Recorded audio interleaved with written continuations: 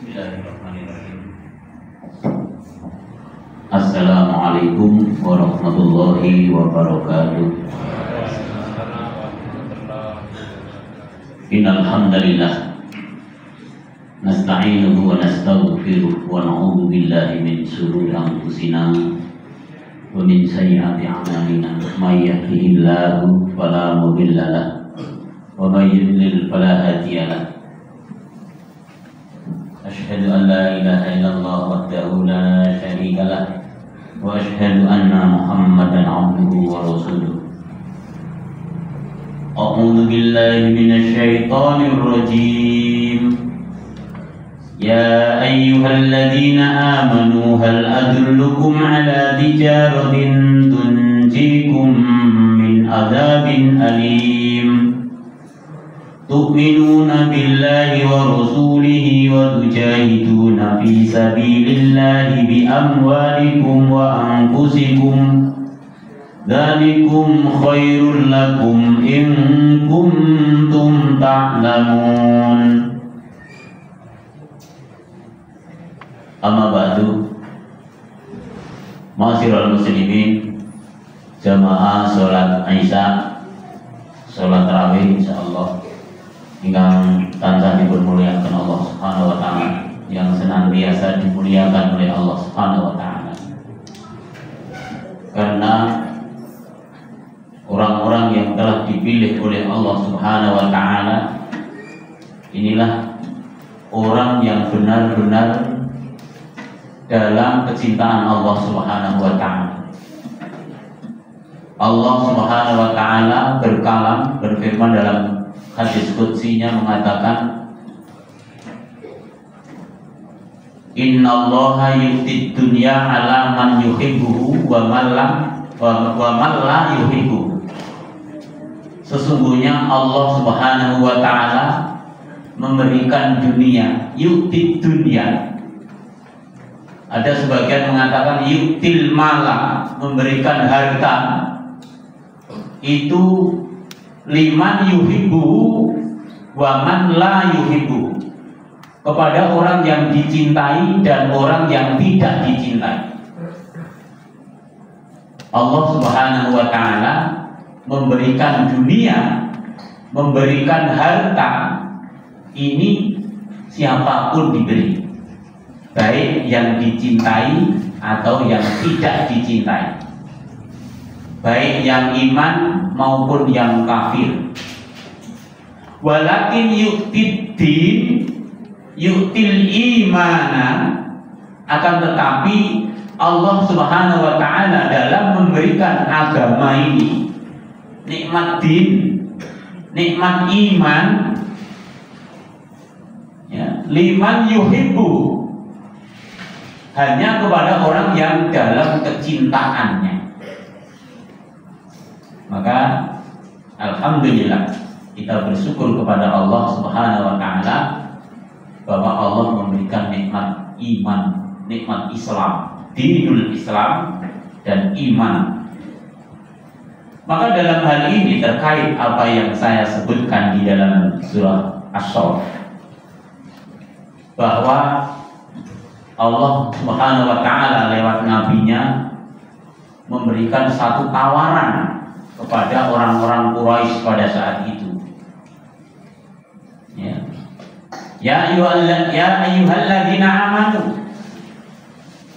Artinya hal ini ditawarkan kepada orang yang beriman dalam kalangan bangsa Quraisy awalnya.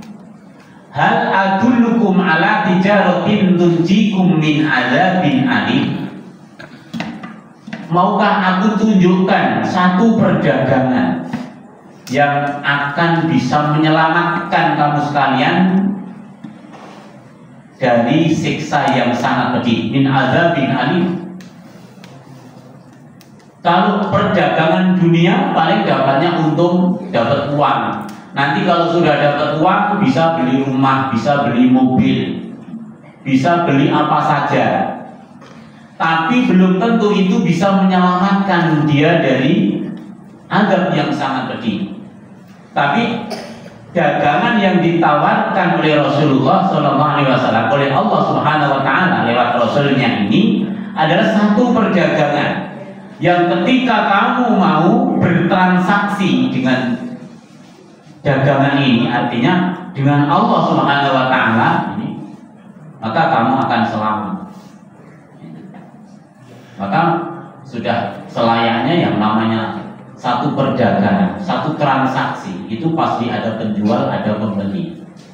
Penjualnya ini Allah, penawarnya artinya yang menawarkan ini adalah Allah, yang memiliki barang ini Allah, yang ditawari manusia. Dagangannya apa? Dagangannya itu adalah al-iman. Hal adullukum ala tijaratin tunjikum min adzabin alim. Tu'minuna billahi wa rasuli, yaitu kamu beriman kepada Allah dan Rasulnya. Jadi orang-orang Quraisy pada saat itu, masyiral muslimin, ditawari satu perdagangan wujudnya itu iman kepada Allah dan Rasulnya dan apa yang dibawa oleh Rasulnya. Karena apa? Pada saat itu setelah Rasulullah, setelah Muhammad ini menjadi nabi, kepercayaan justru malah hilang. Sebelum jadi nabi, Muhammad ini adalah seseorang yang sangat-sangat dipercaya, maka sampai disebut diberikan julukan Al-Amin, orang yang bisa dipercaya. Gitu. Tetapi ketika sudah diberikan amanah oleh Allah, ar-risalah, ya, mengajak kepada menyembah kepada Allah, mengajak kepada tauhid, orang-orang malah hilang kepercayaan, bahkan tidak percaya lagi, karena menyalahi adat kebiasaan mereka. Orang kita, orang-orang Quraisy itu mengatakan, kita ini punya Tuhan 360 saja masih kurang, kamu menawarkan satu Tuhan gaib yang tidak bisa dilihat lagi.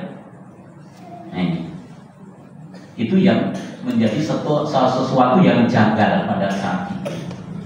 Tapi masya Allah, ketika kita berpikir dengan istilahnya menggunakan akal sehat kita, logika kita, ya, benda yang mati yang tidak bisa dibergerak, yang tidak bisa bergerak, dimintai berbagai macam permintaan.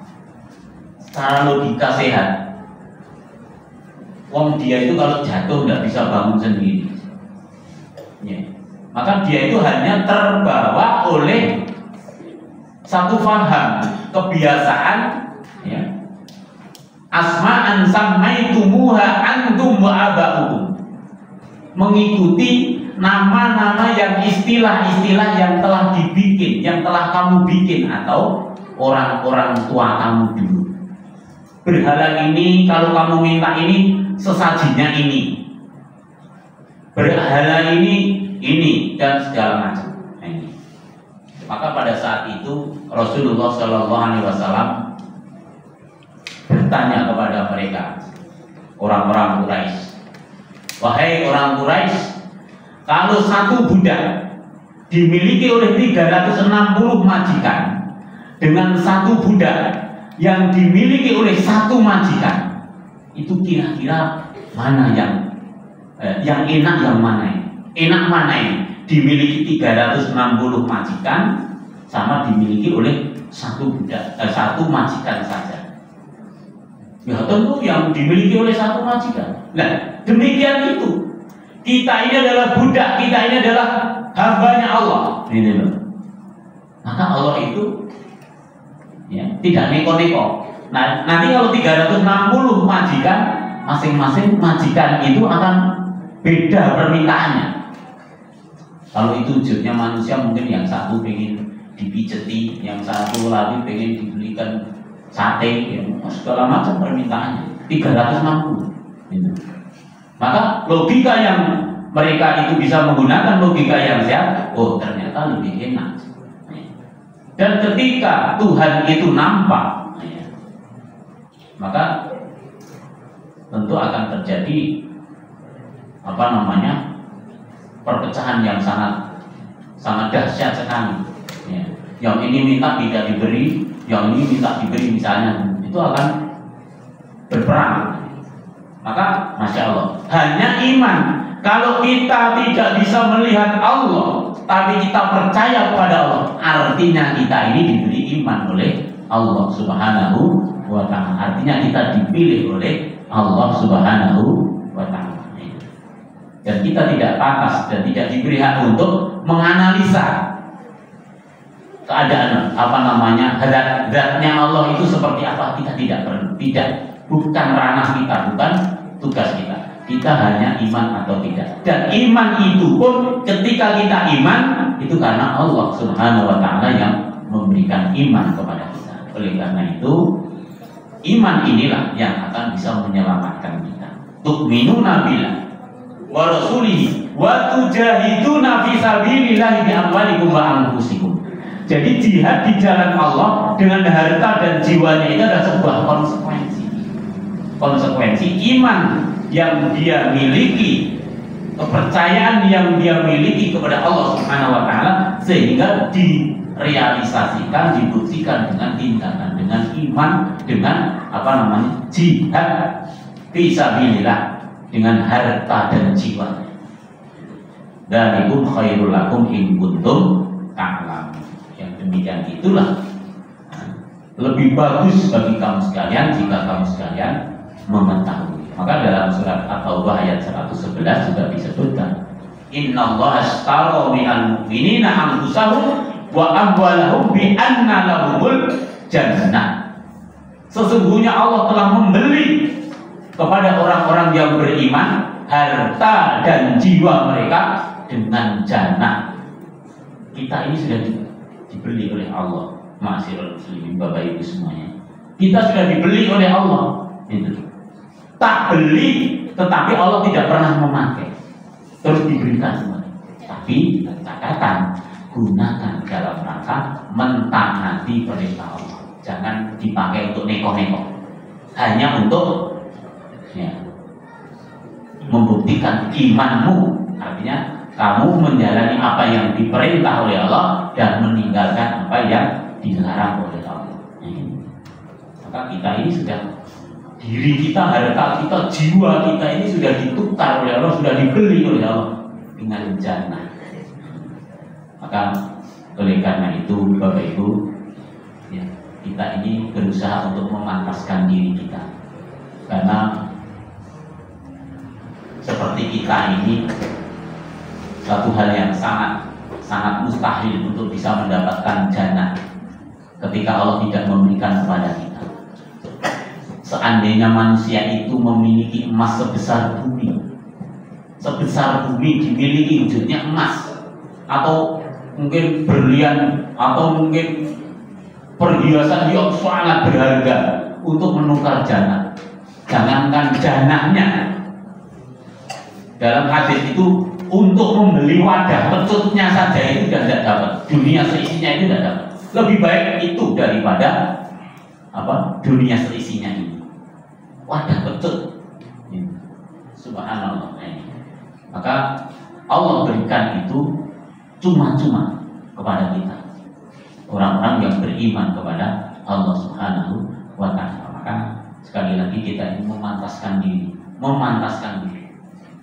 Ketika ada perintah, pantaskah kita ini sudah diberi jannah seperti itu, kok ada perintah tidak mau berangkat, tidak mau melaksanakan? Kira-kira pantas tidak kita ini? Kita ini diberi harta yang banyak, hartamu keluarkan 2,5%. 2,5% itu bukan milikmu, keluarkan. Tapi kadang-kadang ada yang masih berat, pantaskah kita? 2,5%.